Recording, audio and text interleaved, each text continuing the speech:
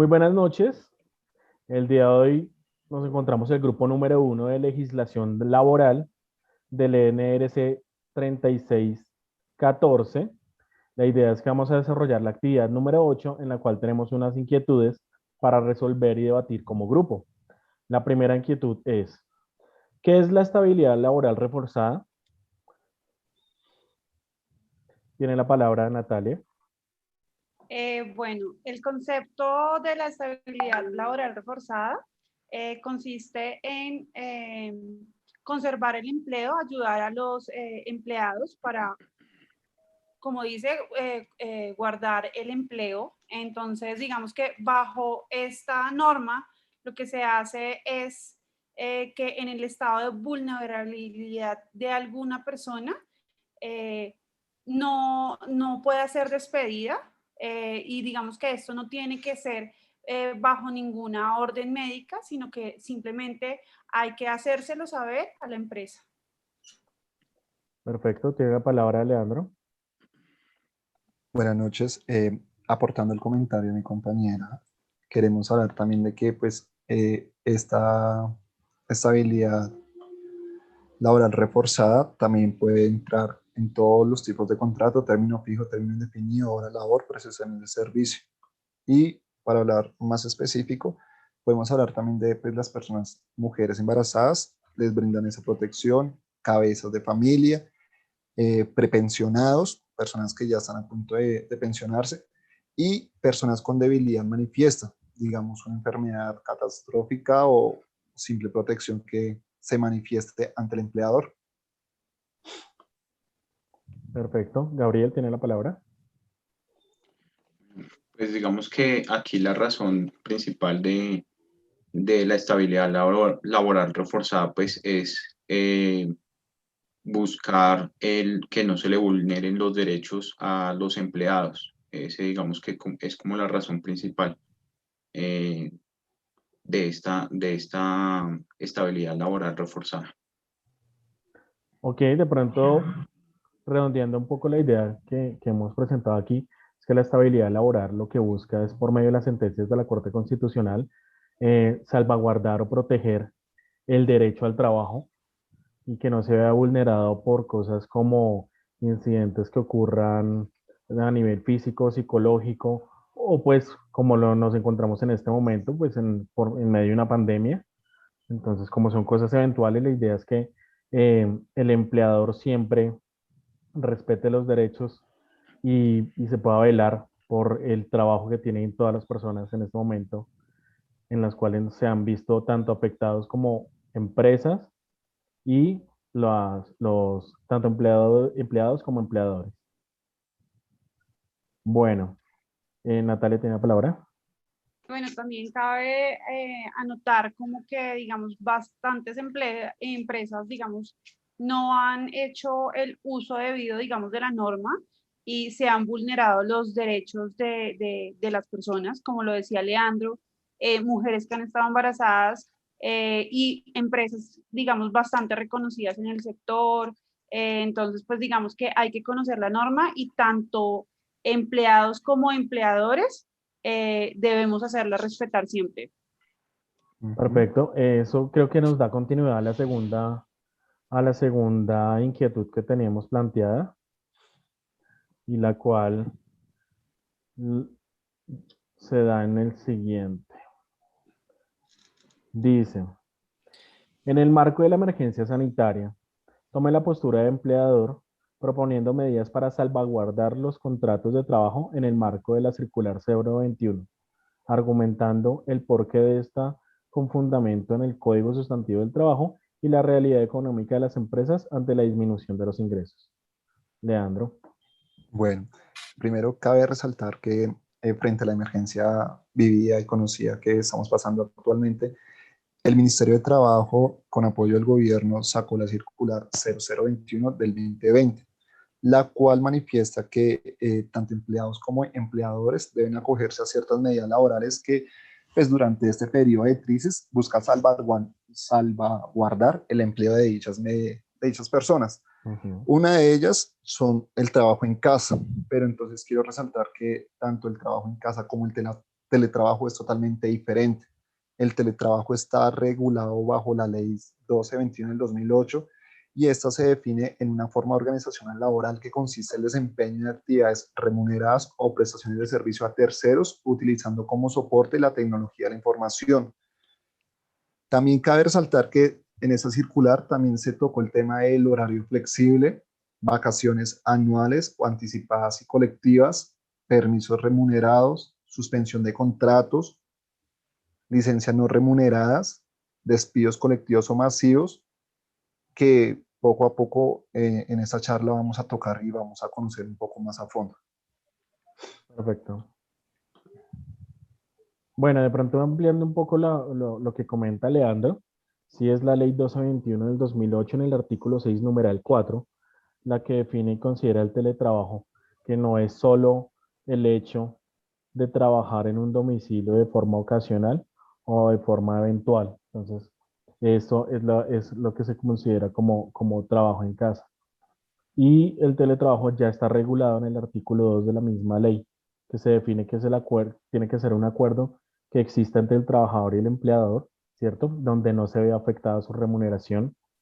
Y la idea es que cubrir estos espacios de trabajos que no necesitan ningún tipo de contrato, perdón, de contacto con la empresa y lo puedan llevar a cabo desde su lugar de trabajo. Entonces, como lo decía ahí, hay varias medidas que se pueden adoptar y que las han adoptado varias empresas. Como la primera fue, lo digo por experiencia, fue el adelanto de las vacaciones o vacaciones colectivas. Creo que es una buena medida para empezar a regular ese tema y pues para también disminuir un poco el impacto a nosotros como empleadores. Primero a Gabriel, levantó la mano y sigue Natalia. Gabriel. Pues según el Código Sustantivo de Trabajo en el artículo 25 dice que es un derecho y una obligación social y goza en todas las modalidades de especial protección del Estado. Quiere decir que el Estado debe proteger pues en sí el derecho al trabajo, ¿sí? Y al empleado. Yo creo que es una buena medida para algunas compañías, pero en empresas de productos, en empresas, perdón, productoras, se les dificulta poder tener esta opción de trabajo en casa, ya que se requiere un operario para manipular máquinas o instrumentos. Así es muy complicado poder incorporarse a esta modalidad y pues digamos que los sectores en este momento más golpeados por el tema de la pandemia es las importaciones y las exportaciones y prácticamente pues son sectores productores. Yo como empresario tendría cierta resistencia en utilizar el trabajo en casa. Primero considero que no tener a la vista a mis trabajadores significa una pérdida en las relaciones de poder y autoridad y hasta posiblemente una disminución en la productividad. Y segundo, considero que no ser visto en la compañía dificulta procesos de ascenso, aumento de salario o simplemente ser tenido en cuenta para diferentes actividades en la empresa. Entonces, no estaría de acuerdo con el trabajo en casa en este caso. Ok, Natalia. Bueno, digamos que tocando el tema que Gabriel acaba de mencionar, pienso que el teletrabajo o bueno, el trabajo en casa debería ser dependiendo las empresas y el sector, porque claramente una persona que trabaja en el sector, digamos, de restaurantes, pues claramente esto no le va a funcionar. Una persona que pueda comunicarse y conectarse a través de una red en su casa y tener sus reuniones sincrónicamente, pues es un poco más asequible y pues funciona para una empresa. Y bueno, y tocando ya el tema puntual para el que levante primero la mano, pues es importante también hablar de la suspensión de contrato por 120 días. Esto es máximo, es un tiempo que nos menciona el artículo 51 del Código Sustantivo del Trabajo. Esta es una de las medidas, digamos, que casi todas las empresas se acogieron, claramente porque sobre todo el año pasado en pandemia, pues el país y en general el mundo estaba completamente pausado y pues no se puede seguir pagando un sueldo a una persona que realmente no está haciendo sus labores cotidianas. Sin embargo, también cabe resaltar que para muchas empresas esto también fue bastante, colapsó y pues se vieron también cosas más adelante pues que no ayudaron en algunos sectores por esto. Perfecto. Leandro. Bueno, dando respuesta a la pregunta desde mi punto de vista como empleador, yo tomaría la medida de un horario flexible. Bueno, lo que busco es que por el tema del Código Sustantivo del Trabajo, el artículo 161, literal D, que se busca diferentes opciones de horario durante la semana laboral en aras de evitar concentraciones de trabajadores dentro de las instalaciones o fuera de este, que por ejemplo puede ser el tema de transporte público, la misma movilidad de las personas.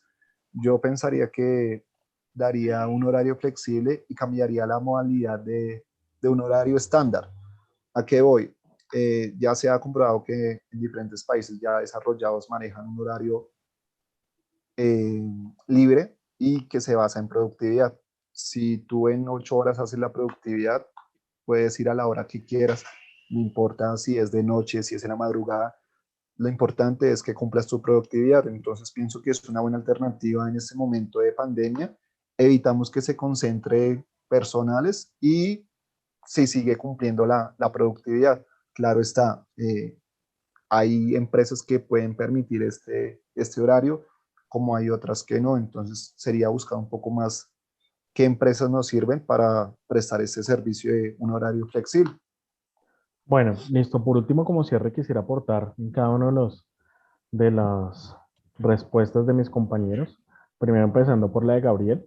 Siento que sí, es cierto. Digamos que hay empresas que no se pueden tomar ese tipo de medidas en cuanto al trabajo en casa, pero también siento que el mundo actual o el nivel y la cercanía que tenemos con la tecnología, hay empresas que esta modalidad, que es el trabajo en casa, ha servido muchísimo porque precisamente son personas que no necesitan estar en el lugar de trabajo e igual de pronto el tipo de mando o no perder autoridad, de todas maneras, creo que son personas que también están conectadas 100% y en dado caso que lo requiera cualquiera de los jefes, ¿no? Ahora con la de Natalia, digamos que sí. Ahí voy a de pronto unir un poco las dos en cuanto a la de Leandro y la de Natalia.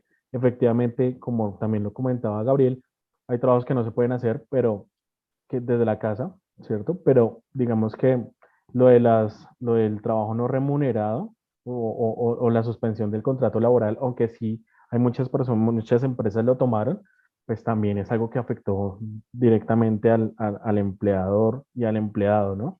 Porque igual sí, el empleador se vio disminuido el, pues su carga prestacional, ¿cierto? Pero también habían cosas que tenían que seguir contemplándose como era el tema de pensión y salud, ¿no?